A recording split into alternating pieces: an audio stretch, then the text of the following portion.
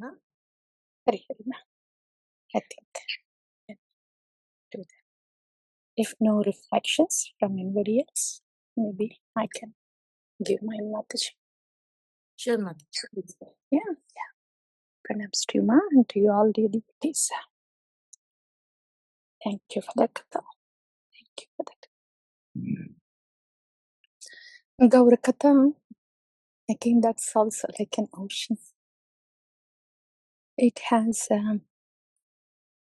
something to give for all of us at different levels. So that's the beauty Gaura katha, of Gaura katha.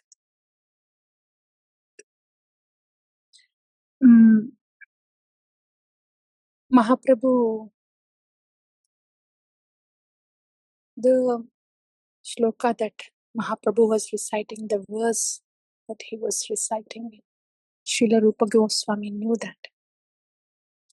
That was about Radharani calling her beloved Shyamasundara. Shyamasundara to please come to Vrindavana.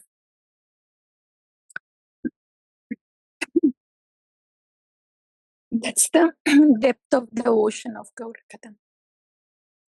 Radha Krishna Pranaya Vikriti Rahladi Shakti Ras. That's a very depth.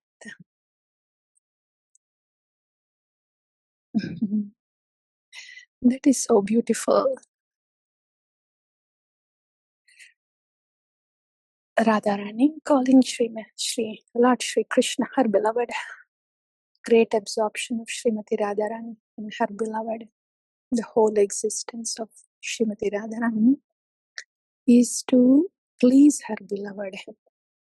What else will be the existence of, purpose of the existence of San Ahladini Shakti?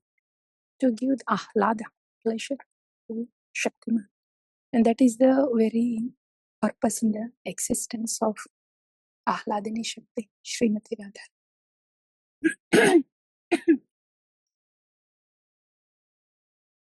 We are Jeev Shaktis. Nevertheless, Srila Bhaktivinoda Thakur says, if it has to be categorized as internal or external, then it is categorized internal. Sparks, spiritual sparks from Bhagavan. So we don't have any other purpose to. Our purpose of existence is the same, to please our beloved Shri Krishna. Our purpose of existence is the same. Is the same. That is our real purpose. Blissful existence, joyful loving service to Bhagavan, to the beloved. Joyful loving service to the beloved. That is our real, very existence. For that to happen, the internal potency and the internal potency of Bhagavan has to come and make that happen for us.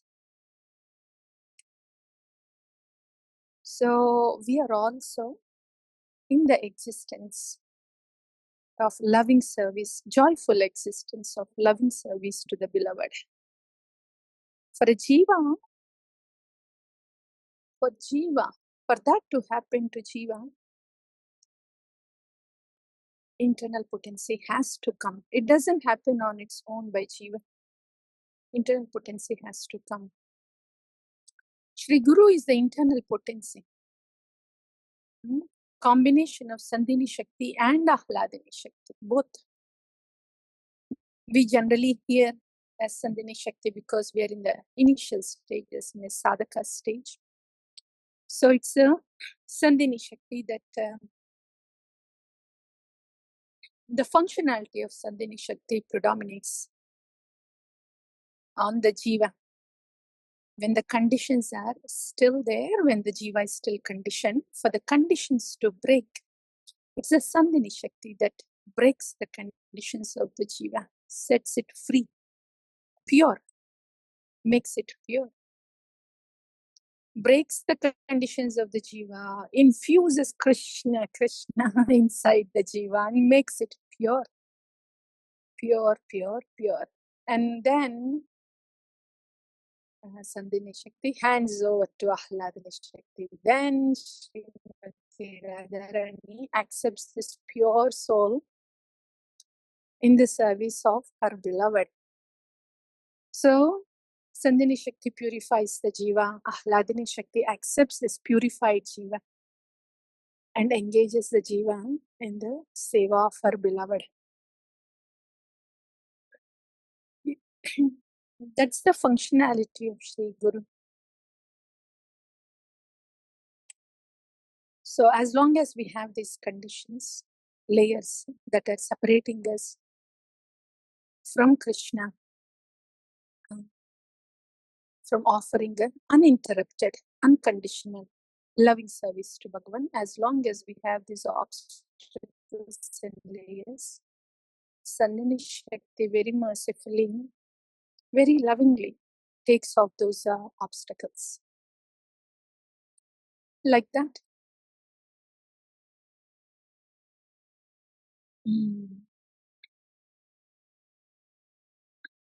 There's a path of mercy. Mercy and mercy only. And not only impossible for the jiva to get rid of those blocks between us and Bhagavan. It's impossible for jiva. Not only it is impossible, but the jiva doesn't want those blocks to go away. That's a big catch. Jiva doesn't want the blocks to go away because those layers, those blocks, the jiva thinks, oh, these are the layers, these are the blocks on me, these are the protective coverings on me. That's what the jiva thinks. Actually, they are blocking the jiva, all of us, from Bhagavan. The blissful, loving service to Bhagavan, they are actually the blockers. But we don't see them as blocks. We actually see them as protective coverings. That is the hard part for us. When the conditions break, when the layers break, it's not pleasant when the layers break. We see that, oh, my protective layer has gone. Oh, yeah. The body doesn't feel right. It doesn't feel good for the mind. Of course, ego screams. Nothing inside feels pleasant. When these, in quotes, protective layers are gone. Those are actually the blocks.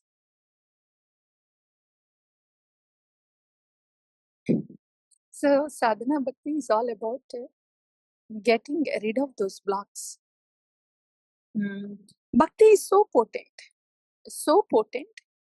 Once we are placed in the process of this bhakti, of bhajana kriya, hearing and taking the name of Bhagavan, being with the devotees, doing the seva together, very powerful, so powerful.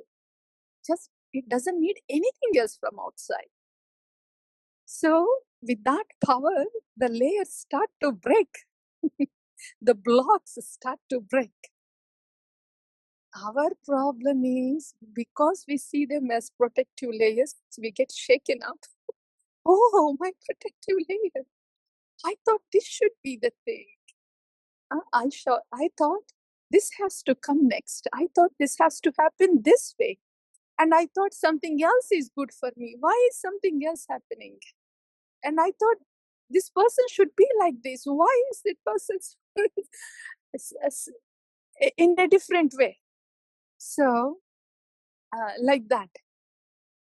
So, I thought, this is good. My things are moving, they shake.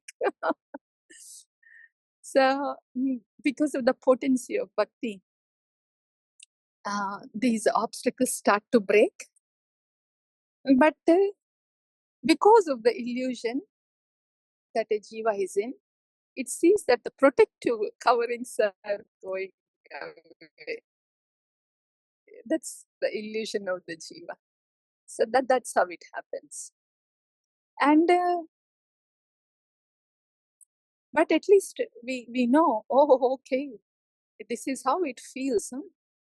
First thing is, it doesn't feel pleasant because we think it is a protective covering and it is going away.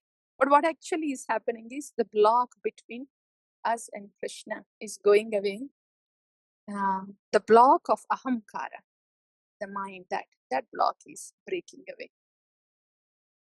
So what to do then when that happens? First, we should know, what is that block? Is it the block that is breaking away, or I am imagining, or what is happening to me? When the block breaks, nothing feels pleasant within us because ahamkara gets shaken up. Our condition gets shaken up.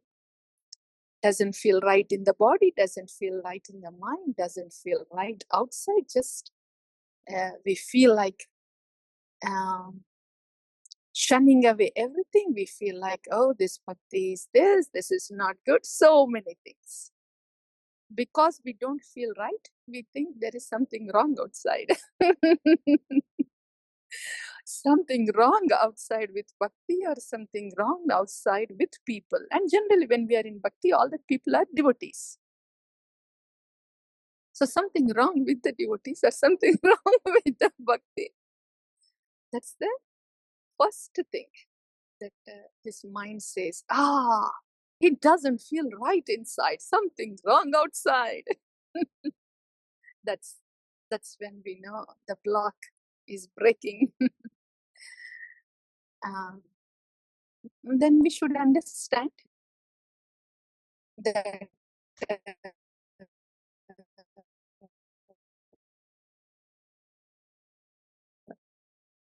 protective layer, but the block is breaking, and this is only for good. The passion is breaking, the ignorance is breaking, the ahamkara is breaking, and we are going towards Bhagavan. Towards Bhagavan. And here is one more thing. This is how bhakti picks us up from the lower modes of ignorance and passion, deep condition of ignorance and passion. And it is this bhakti is coming from Bhagavan through Bhagavata and is pulling us towards Bhagavan. So what happens is, the blocks of this ignorance, they start to break and take us towards Bhagavan. So in the process, we will see the sattvic qualities because we are going towards Bhagavan, Shuddha Sattva. So we come across the sattva qualities as if we go towards Shuddha Sattva. This is the tattva. Okay. So how do we understand and apply it? Bhakti is coming from Bhagavan through Bhagavata. Srila Prabhupada said, you chant 16 rounds attentively. Get up early in the morning, Brahma Muhurta. From morning till evening, you follow this. And our Gurudevas, they have given us Srila Prabhupada. So, because we are instructed to do so, 16 rounds every day, and attentively get up in the morning, Brahma Muhurta, be in the Sangha of devotees, seva together, hear every day. These are the instructions. Whether we like it or not, because they are given as prescriptions, whoever is sincerely just, even if they're simply following it. If the blood pressure is high, not that everybody likes to take the pill. They don't like the pill. But nevertheless, if they just take it because the blood pressure has to come down, then the effect will be there. Blood pressure comes down. Like that, when the prescription is given by Acharya like this, in the Sangha of devotees do the bhajana kriya. From morning till evening, this is the prescription. If this prescription is followed, then we are being taken towards Bhagavan. So two things here. First thing is, when the conditions are breaking, the blocks are breaking, we will feel unpleasant. And we tend to point it outside. Towards bhakti, towards institution, towards devotees, because we are inside, in the setting of bhakti. So we just point, we tend to. That's the first impulse that comes. So if we can not do that, no pointing finger outside, however convincing the mind may say, oh, it is because of this, it is. No, I'm just saying this. I don't mean anything, but I'm just saying this. However, in whatever form, if we can not do that, not point the finger outside. And second thing, very important, hey Bhagavan, Guru and Krishna, what is the seva for me now, please? Look for what's next. What is the seva that is placed in front of you by Guru and Krishna? These two things, if these two things are observed, when these blocks are breaking, then the mercy just takes us further. We don't have to do a thing. Continue the bhajan kriya. Look for what's the next service. Don't point out fingers outside. Physically with the hands or even with the mind in the thought. Then it's only auspicious, and it gets more auspicious in bhakti. If we just do these three things, then all the layers, one after the other, they break. But again, we have to remember, when they're breaking, immediately, if we are feeling unpleasant, we should remember, oh, this is Nityananda Ram's kick. It will not feel pleasant, but we should know the block is breaking. What did Shivananda Saint do when there was Nityananda Ram kick? He jumped in joy. Then we think of Shivananda Saint. This is Nityananda Ram kick. The block is breaking. I should be grateful, if not so joyful right away. First of all, no complaint. Then grateful. Then the joy will come inevitably, knowing what has happened. Oh my goodness, that was such a great tumor, a big tumor sitting inside. So the joy will come. Joy actually comes like that. That's the real joy. So this is how the journey happens from our sadhaka stage as those things break. And Srila Rupa Goswami, he Chaitanya Manobhishtam Stapitam Yena Bhutale.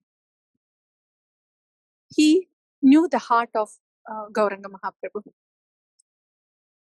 And Swarupa Damodara is saying, without your bestowing causeless mercy, how can he know? So you have already bestowed the mercy, says Swarupa Damodara. So that is the causeless mercy. The heart from Mahabhagavata. Krishna in the heart of Mahabhagavata is placed in the heart of a sadhaka. Manobhishtam, whatever is there in all the transcendental matter in the heart of a Bhagavata is placed in the heart of a sadhaka.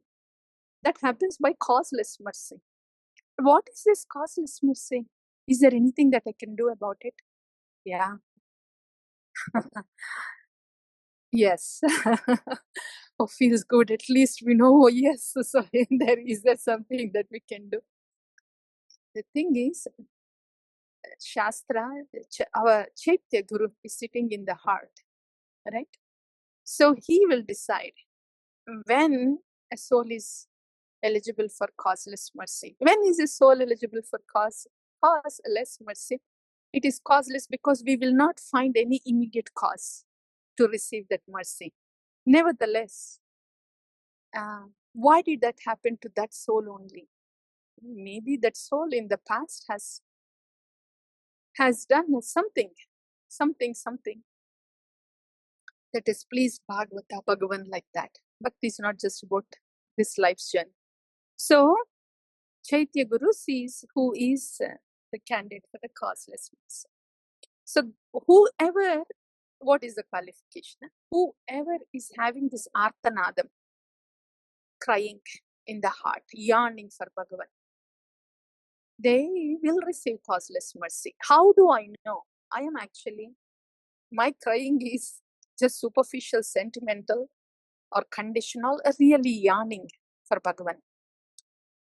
If there is yearning for the Bhagavan, then all that we have heard, when these blocks are breaking, they will continue to break, and one may feel like the protective layers are going away. So when this process is happening, when the soul is repeatedly sticking on to this, no pointing fingers outside, physically or in the mind. Physically means with the words or in the thoughts, and seeing, praying to Guru and Krishna, what is my next seva, please? Like this, and continuing the bhajan kriya. This is continuing bhajan kriya. So basically two things specifically. No pointing fingers, and then what is my next seva, please? When these two things are done repeatedly, each time their block is breaking, then at some point Chaitya Guru sees, okay, now this jiva can receive causeless mercy. Then the adhyatmika vastu that is present in the heart of Guru is placed in the heart of the Sishya. Like that. So that's about causeless mercy. I think we'll pause here. So what we have heard is about Srimati Radharani. Her existence is to please Bhagavan. Same is the case with the Jiva. And so internal energy, Sri Guru comes to make our existence in loving service for Bhagavan, our beloved. That's what. And the second thing is, since we are here in sadhaka stage, how will we get there? We heard about the blocks, and they can be seen as protective layers by a jiva. And two things that we need to keep in mind and prayerfully do it. Pray to Krishna to please give this smriti, memory, remembrance that we have to do these two things. No pointing fingers outside in words or thoughts. And praying to Guru and Krishna to show us what is our next service that we have seen. And then when somebody is continuously doing it, then Chaitya Guru will show causeless mercy. And then Adhyatmika Vastu in Sri Guru in the heart of Sri Guru is placed in the heart of the Sishya. Like, yeah, that's all. Yes. Thank you. Monday, right? Yeah, yes, that's all, Rasakidi Mataji. Dear devotees, yes, please. Maybe we'll give a minute for the devotees to reflect, and then you can go for the shloka, Mataji. Thank you. Thank you so much, Mataji. Thank you so much. Without the causeless mercy, I felt everything is going with the causeless mercy, Mataji. There is nothing there without the mercy. Thank you, Mataji. Thank you. Hare Krishna Mataji, please accept my pranams. Yeah, actually today's point of explaining very well about the protective layers, we assume that the protective layers are being broken, and it's such a discomfort to really accept that. But when we get the feeling, when we understand the feeling that it is actually the blocking things which are separating us from Krishna, and those are being, dismissed. I think that gives a clear vision of what we should do next. But it is such a tough feeling to really digest this point. But you explained that this is a process, and otherwise, if you don't know. But one thing here, ma, can you hear me? Yeah. We have heard this, but one thing I wanted to mention. I'm glad you brought this point. We have to remember that we are in very loving hands of Guru and Gauranga. So they are carrying us through this process. We cannot go on our own. Our strength and nothing of our will be enough for this. But their love for us, their arrangements for us, it's all their love that carries us through. So the loving, whatever arrangements are being made, the blocks are being broken by the loving hands. Surgery is being made by loving hands. So we will feel the love of those hands. We should look for the love of those hands. And we will get used to the love of those hands. And we will not even know that the blocks are breaking. Yeah. We have to underline the word loving hands. Yes, loving hands. Yes. It's not painful, but it is, we are in the safe hands. Yes. Yeah. Safe and loving hands, and we should look for that. Yeah. It will be there. We just have to look for it, knowing that these are safe and loving hands. And it will they will always be with us. They have come for us. They will carry us through. They are not going away. Yeah, very well explained, Mataji. Thank you so much. Dandavat pranams, Mataji. Hare Krishna. Thank you.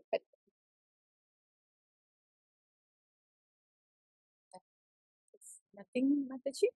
You can go for the shloka, please. Sure, Mataji, we'll go for the sloka. Give me 1 second, Mataji. Somebody is ringing the bell.